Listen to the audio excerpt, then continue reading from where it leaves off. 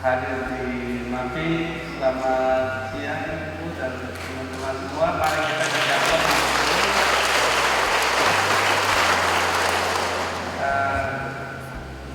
Dan juga harusnya hari ini Bapak Deputi 2 itu juga harus hadir, tapi karena ada kegiatan yang harus juga beliau hadiri sehingga harus kembali dari grounding. Jadi, tapi dengan tidak mengurangi rasa hormat, ada staf yang akan mewakili beliau untuk menyampaikan tugas fungsi dan rencana dari Badan Restorasi Lahan Gambut melalui Ibu Deputi dan juga staf dari Pak Alwi, Pak Deputi 2, sehingga apa yang nanti disampaikan kita berharap bahwa bisa bermanfaat bagi masyarakat kami di Kabupaten MAPI. Kebetulan berkaitan dengan bidang kerja Ibu di Deputi 3, ini ada hubungan akan lebih intens dengan dinas BPMK seperti begitu. Jadi nanti mungkin Ibu sendiri akan menjelaskan tugas fungsi lalu apa yang nanti mau kerjakan, selanjutnya bisa kita sinkronkan dan mungkin selanjutnya nanti dinas bisa berkomunikasi lebih lanjut dengan Ibu untuk bisa lebih mematangkan apa yang bisa dipadukan untuk kepentingan masyarakat di Kabupaten MAPI. Perlu juga saya sampaikan kepada kita semua bahwa kita harus mengikuti teladan dari Ibu. Jadi mari kita kasih aplaus sekali lagi untuk Ibu. Kenapa saya harus sampaikan itu? Karena begini, Ibu datang ke MAPI ini tidak langsung dari Jakarta, dari provinsi lain, dari kabupaten lain datang terus langsung Jakarta, langsung menuju ke MAPI. Tadi roket langsung ke sini. Jadi ini semangat yang luar biasa untuk melihat kepentingan MAPI berdasarkan kondisi alam yang Tuhan berikan melalui lahan gambut yang ada di MAPI. Sehingga dengan program yang nanti Ibu mereka lakukan dari teman-teman Badan Restorasi Lahan Gambut akan memberikan ruang baik dan kita harap ada respon dalam kebersamaan kita. Selanjutnya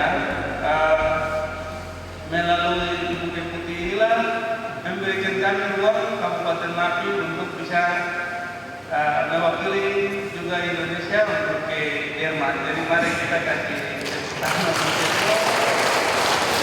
ada satu pikiran semangat yang baik untuk Ibu membantu melihat kami secara serius, dan niat ini yang harus kami hargai dan kami respon secara baik. Kami berharap bahwa hubungan dari Badan Restorasi Lahan Gambut akan memberikan ruang yang lebih baik, terutama terhadap tugas fungsi sesuai dengan bidang yang dipercayakan oleh negara kepada Badan Restorasi Lahan Gambut. Untuk itu saya langsung mempersilahkan untuk Ibu dapat menyampaikan materi kepada kita semua. Sekali lagi kita menyampaikan terima kasih, selamat datang di Kota Sarawak, dan juga terimalah salam kami Subiyo dan Tatu Bayangan. Kenapa penting Tatu sekarang itu berbicara gambut? Kita sudah punya gambut jutaan tahun yang lalu. Ini semua tidak terlepas dari satu peristiwa, yaitu kebakaran hutan dan lahan. Ya, tahun 2015 itu yang paling parah. Kita sudah sering mengalami kebakaran hutan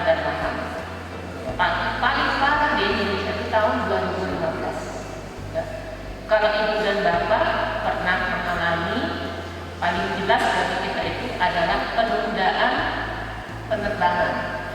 Ya, banyak pesawat tidak bisa terbang karena tertutup oleh kabut asap.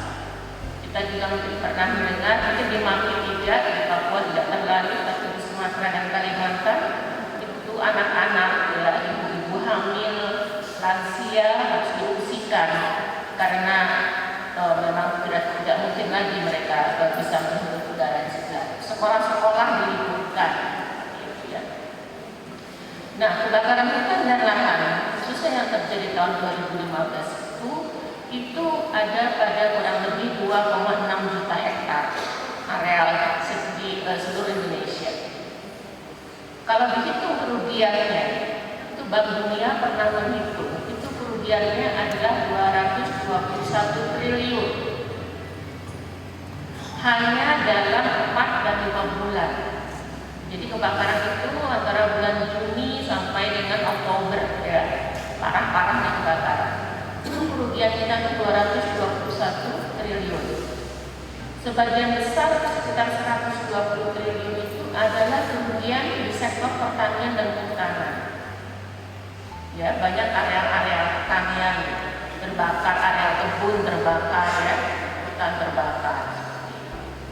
Kerugian di sektor transportasi juga besar, 50-an triliun.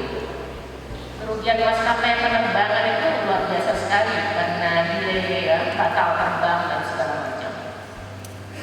Belum lagi itu kerugian kita akibat kehilangan keanekaragaman hayati. Nah, itu salah satu kekayaan penting Indonesia itu keanekaragaman hayati. Jadi kalau kita berbicara spesies ikan misalnya, ya, kalau di Jerman Pak Bupati orang ikan itu tidak banyak. Ya, ada satu sungai terkenal di Eropa namanya Sungai Rhein, ya, Pak Bupati juga tetap lewat. Ada ikan nggak di Sungai Rhein? Ada. Nah, di sini sungai apa? Sungai Dibul, sungai, ya, Sungai Dibul, Sungai Oba. Ada ikan tidak? Ada juga. Tapi jenis ikannya itu antara Sungai Rhein di Jerman dengan Sungai Dibul, Sungai Oba di Maluku itu pasti jauh lebih banyak di Maluku. Ya, itu ikan saja, jenisnya banyak, itulah yang disebut keanekaragaman hayati. Belum lagi jenis pohon, jenis buah tertentu, jenis padi, kan luar biasa, itu kekayaan yang luar biasa. Dan kita itu kalau dihitung negara paling kaya keanekaragaman hayati di dunia, Indonesia itu yang ketiga. Ya. Nah, akibat kebakaran hutan dan lahan itu juga memusnahkan tadi jenis-jenis spesies penting tadi, ya, jadi ada kerugian itu juga.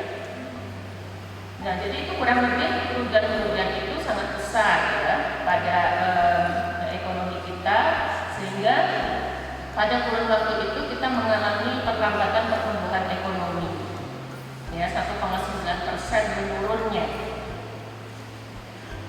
Nah, oke, itu persoalan pertama.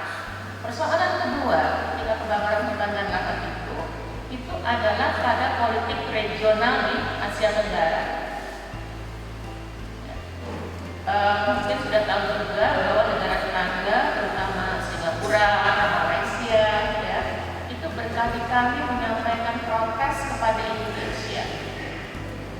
Bahkan pernah karena kebakaran itu, Singapura itu memboikot produk Indonesia. Ya, kalau ada sempat mengikuti pemberitaannya, itu di supermarket itu produk-produk yang dianggap dihasilkan dari hutan Indonesia itu diturunkan. Seperti ini, tisu ini, ya, di supermarket di Singapura itu diturunkan, tidak boleh dijual karena dianggap ini diproduksi dari penerbangan, ya, penerbangan pohon. Penerbangan itu lebih mudah itu dilakukan dengan cara membakar dan lain-lain. Ya. Nah, jadi kita mengalami ketegangan hubungan politik luar negeri, termasuk juga persoalan perdagangan antar negara. Itu di tingkat regional. Ya. Di tingkat internasional lebih lagi, karena ada yang menghitung, ya, ketika kebakaran itu kan asap itu kan menghasilkan gas, ya kan? Itu kita sebut gas rumah kaca. Salah satu gas rumah kaca itu adalah karbon, ya. Nah, karena kebakaran kita yang 4 sampai 5 bulan itu, ternyata emisi yang dikeluarkan atau buangan yang dikeluarkan dari gas itu sama dengan yang dikeluarkan oleh Amerika selama bertahun-tahun. Maka dunia mengatakan Indonesia sangat bertanggung jawab ini kepada keluarnya gas rumah kaca pada periode itu, di mana emisi atau pengeluaran gas rumah kaca itu kan berpengaruh kepada perubahan iklim, ya kan, lapisan ozon yang bocor segala macam, sinar matahari jadi lebih banyak masuk, ya kan, kita sebut pemanasan global dan sebagainya. Saat dunia lagi getol-getolnya berbicara soal perubahan. Jadi tantangan pada saat itu besar sekali, tantangan domestik, tantangan regional, dan tantangan internasional. Pada situasi seperti itulah, pada bulan November 2015, Bapak Presiden kita, Bapak Jokowi, itu harus hadir di Paris pada acara PBB, ya, konferensi perubahan iklim. Itu acara yang sama dengan yang dihadiri oleh Pak Bupati di Jerman bulan yang lalu. Jadi setiap tahun PBB itu menyelenggarakan acara itu. Tahun 2015 itu di Paris. Bapak Presiden yang baru saja dikenal dunia internasional sebagai Presiden baru Indonesia itu hadir di situ dan harus menjawab sesuatu.